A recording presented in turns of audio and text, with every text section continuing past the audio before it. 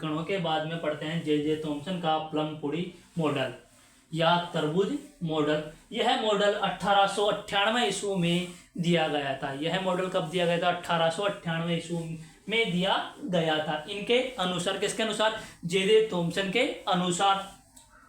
इनके अनुसार परमाणु एक धनावेशित गोला है। परमाणु क्या है? धनावेशित गोला है। आगे देखो, जिसमें प्रोटॉन समान रूप से क्या होते हैं? उपस्थित होते हैं और धनावेश के बीच में तरबूज के कणों के समान क्या होते हैं? इलेक्ट्रॉन उपस्थित होते हैं। अब ये क्या है जो अपन ने बना रखा है? वो क्या है? परमाणु मॉडल है। क्या है? इनके परमाणु मॉडल है। अब इनमें जो इलेक्ट्रॉन है, ये तो क्या है? इलेक्ट्रॉन क्या है? इलेक्ट्रॉन। और ये गोला कैसा है? धनात्मक गोला। कैसा गोला है ये? धनात्मक गोला है। कैसा गोला है? धनात्मक। अब जो देखो, धनात्मक गोले के अंदर ये छोटे छोटे क्या है? तरबूज के बीज के समान क्या है? इलेक्ट्रॉन बिखरे हुए हैं। तो अपना परिभाषा भी क्या क्या कहती है? इनके अनुसार परमाणु एक धनावेशित गोला है। अब परमाणु क्या है? एक धनावेशित गोला है जिसके बीच में प्रोटॉन समान रूप से उपस्थित होते हैं। जिनमें प्रोटॉन और इलेक्ट्रॉन क्या होते हैं? समान रूप से क्या होते हैं? उपस्थित होते हैं। अब ये क्या है? तरबूज के बीच के समान ये क्या है? इलेक्ट्रॉन उपस्थित होते हैं। क्या होते हैं? इलेक्ट्रॉन उपस्थित होते हैं। अब जे थॉमसन ने मॉडल दिया था, उनकी कौन कौन सी कमियां रह गई थी उनके बारे में अपन पढ़ते हैं। जे थॉमसन मॉडल की असफलता का कारण क्यों बना? कि जे थॉमसन ने जो मॉडल दिया था वो असफलता का कारण क्यों बना? यह मॉडल रदरफोर्ड प्रयोग की व्याख्या नहीं करता कि ये रदरफोर्ड क्या, जो थॉमसन प्रभाव है, कौन है? थॉमसन प्रभाव। यह मॉडल रदरफोर्ड की व्याख्या नहीं करता है। किसकी व्याख्या? रदरफोर्ड प्रयोग की व्याख्या नहीं करता। कौन सा? J Thomson model. आगे है, इसके द्वारा परमाणु के रेखीय स्पेक्ट्रम की व्याख्या नहीं की जा सकती। किसकी? परमाणु के रेखीय स्पेक्ट्रम की व्याख्या नहीं की जा सकती। कौन से नियम से? जे थॉमसन का मॉडल के अनुसार। जो भी इसको उतारना चाहे वो उतार सकता है।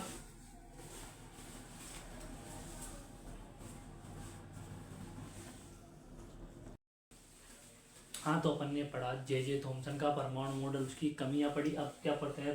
रदरफोर्ड का परमाणु मॉडल। क्या पढ़ते हैं? रदरफोर्ड का परमाणु मॉडल।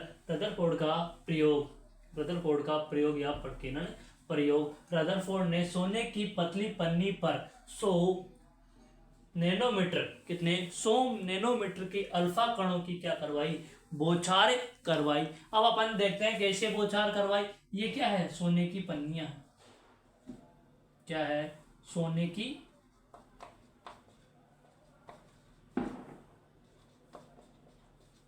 पन्नी। क्या है ये? सोने की पन्नी है। अब इन पे अल्फा कणों की बौछार करवाई गई। किसकी? अल्फा कणों की बौछार करवाई गई।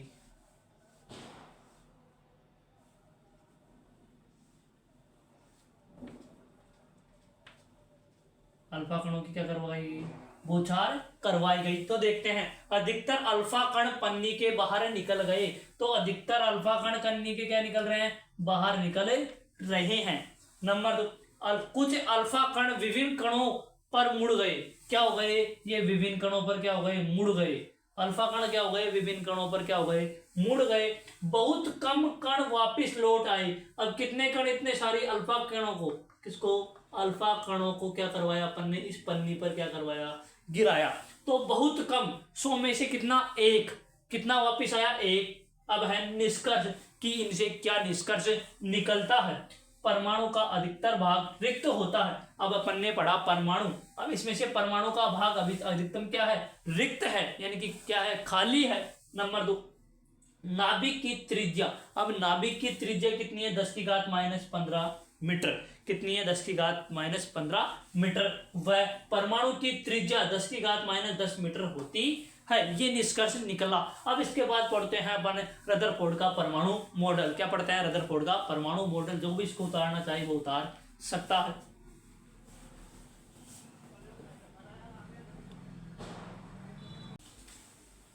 हाँ, तो अपन ने पढ़ा रदरफोर्ड पर्किनन मॉडल। क्या पढ़ा था? रदरफोर्ड पर्किनन मॉडल। अब क्या पढ़ रहे हैं? रदरफोर्ड का परमाणु मॉडल। क्या पढ़ रहे हैं? रदरफोर्ड का परमाणु मॉडल।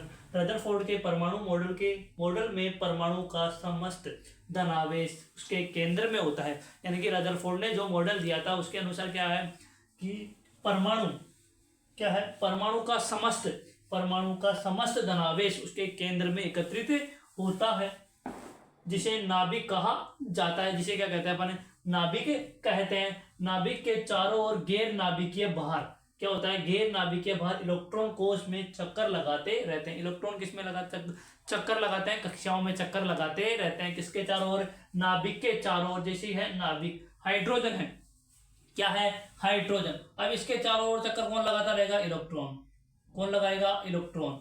तो ये क्या लगाते रहते हैं? लगातार चक्कर लगाते रहते हैं, जिसमें अपकेंद्रीय बल इलेक्ट्रॉन व नाभिक के मध्य आकर्षण बल के बराबर होता है। यानी कि जितना आकर्षण बल होगा ना किसके? नाभिक के और इलेक्ट्रॉन के बीच में। कितना?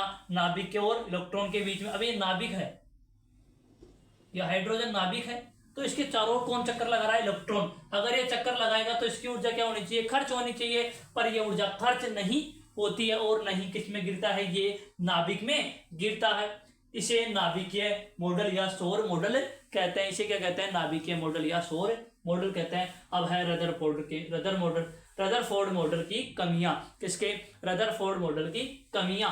इस मॉडल के द्वारा नाभिक स्थायित्व इलेक्ट्रॉन का स्थान रेखीय स्पेक्ट्रम व क्लार्क मैक्सवेल के चुंबकीय सिद्धांत की व्याख्या नहीं कर सकता। सबसे इंपोर्टेंट क्या है?